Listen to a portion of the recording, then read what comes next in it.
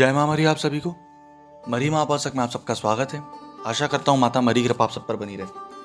आज मैं एक जानकारी, चर्चा और साधना का विषय लेकर के आया हूँ जो कि बहुत महत्वपूर्ण है। जब भी आप कहीं काम करने जाते हैं, चाहे वो ज़मीन का काम हो, धन का काम हो, चाहे किसी को ठीक करने जा रहे हैं, तो आप अपनी सुरक्षा कवच क्या लेकर के जाते हैं? आप अपना गुरु मंत्र, माला, बहुत सारी चीज़ें लेकर के जाते हैं। लेकिन वहाँ जा कर के आप किस शक्ति को मनाएंगे, या कोई एक ऐसी शक्ति जो कि सारी चीज़ बांध दे? वो होते हैं क्षेत्रपाल भैरव। इनकी सहायता से आप सारे तंत्र काट बंधन कर सकते हैं। तंत्र खोलना, मंत्र को बांधना, मंत्रों को बताना, मंत्रों को खोलना, ये सारी चीज़ आप करते हैं। जो क्षेत्रपाल भैरव होते हैं, इनको ग्रहण, दीपावली, अमावस्या, पूर्णिमा, इनसे इस दिन की बड़ी विशेष महत्व होता है। इसलिए इन्हीं दिन में इनकी सिद्धि करना चाहिए। जो उनका कष्टों का विधान रहता है, कष्टों का कटान रहता है, वो रहता है 21 दिन का। अगर आप समर्थ हैं इस मंत्र को सिद्ध करने में, तो आप सारे कार्य कर सकते हैं, क्योंकि ये बड़ी उग्र प्रचंड साधना होती है। ठीक, इसको आप जग कल्याण के लिए ही अच्छे से प्रयोग करें तो बहुत अच्छा है। ठीक, इसका मैं मंत्र भी बताऊंगा पहले कि एक्चुअली होता क्या है और कैसे होता है। ठीक, अगर आप इसको ग्रहण से कर रहे हैं तो आप एक दिन में भी सिद्ध कर सकते हैं इस मंत्र को। ठीक, 1008 बार करके। परंतु अगर आप ग्रहण में इस मंत्र को सिद्ध नहीं कर रहे हैं, तो फिर आपको 21 दिन की साधना इनकी लेकर के चलनी है, जो कि प्रत्यक्ष साधना होगी। ठीक, क्षेत्रपाल भैरव का निवास स्थान है कहाँ, ये भी आप समझ लो, ये भी आप जान लो। आप लोगों ने खेर माई, चावल वाली मैया, ये सारी चीज़ देखी होगी। तो खेर माई, ठीक, माँ का भगवती का रूप होता है। ठीक, ये इस पर मैंने वीडियो बना चुकी है। खेर का राजा महादेव का रूप होता है। क्षेत्रपाल भैरव उनके भैरव होते हैं, जो कि उनकी रक्षा स्वरूप में होते हैं, जो उनके रक्षक के रूप में होते हैं। क्षेत्रपाल वीर भैरव भी होते हैं, क्षेत्रपाल भैरव भी होते हैं, क्षेत्रपाल काल भैरव भी होते हैं, क्षेत्रपाल बटुक भैरव भी होते हैं। ठीक, उनके बहुत सारे क्षेत्रपाल भैरव के प्रकार हैं। ठीक, काला गोरा भैरव भी क्षेत्रपाल भैरव होते हैं। ठीक, ग्रामीण तंत्र में बहुत सारे ऐसे क्षेत्रपाल भैरव का व्याख्या की गई है। इसलिए जब इनका प्रयोग किया जाता है, यदि आपके पास भभूत, राख, कंकड़, राई के दाने होते हैं, क्योंकि हर जगह तो दारू, चाकू, पानी मिलना संभव नहीं है ना, तो घास तक से लोग एरिया बांध देते हैं। यहाँ तक कि जो खपड़ा होता है, खपड़ा है ना, पुराने ज़माने में जो घर चलते रहे, खपड़े होते रहे, उसको उल्टा करके पलटा के रख के भी एरिया या क्षेत्र बांध दिया जाता है। क्षेत्रपाल भैरव वो होते हैं। जब भी आप किसी घर कीलते हैं, तो क्षेत्रपाल भैरव का बड़ा विशेष महत्व होता है। इस कारण से क्षेत्रपाल भैरव को सिद्ध करना एक तांत्रिक के लिए बहुत ज़रूरी है। ठीक, चाहे शरीर रक्षा मंत्र हो, चाहे कोई भी मंत्र हो, लेकिन क्षेत्रपाल भैरव, खासकर जो जमीन का काम करने जाते हैं ना, उनके लिए इसका विधिवत होना बहुत ज़रूरी है। अब आते हैं, आपको साधना का विधान बताना है। ये साधना आपको करना क्या है।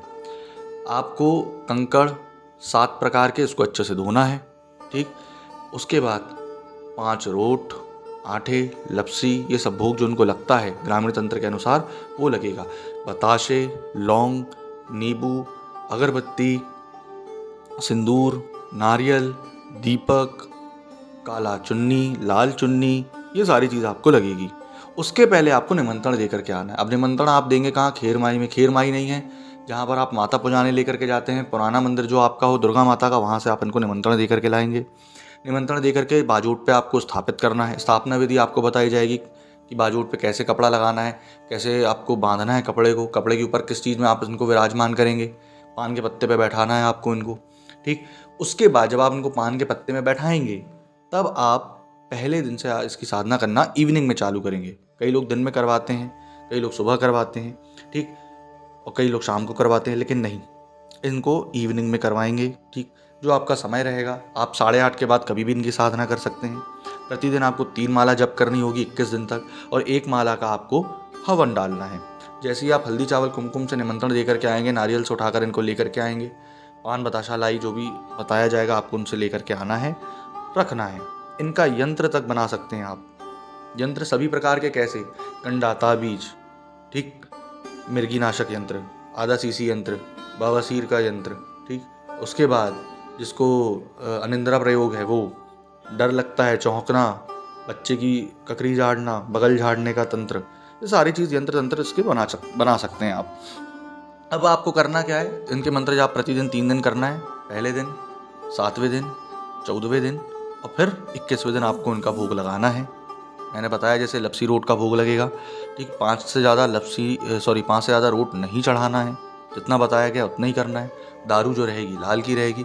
बड़ी उग्र प्रचंड साधना है, डरे नहीं। पहली चीज़ यही है कि डरे नहीं, अगर आप डर गए तो काम खत्म।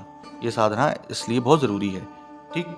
उसके बाद सारे यंत्र बनाने के काम तो हैं, लेकिन प्रयोग कैसे करना है। जब भी आप कहीं जाएंगे, अगर आपके पास जो वहाँ पर दिख जाए, कपड़ा हो, पन्नी में अगर आप उड़द ले जा रहे हैं, राई ले जा रहे हैं, कंकड़ ले जा रहे हैं, पानी है, दारू है, या फिर चाकू है, किसी भी चीज़ का उपयोग करके 7 बार आपने मंत्र पढ़ा, सारी चीज़ बन जाएगी।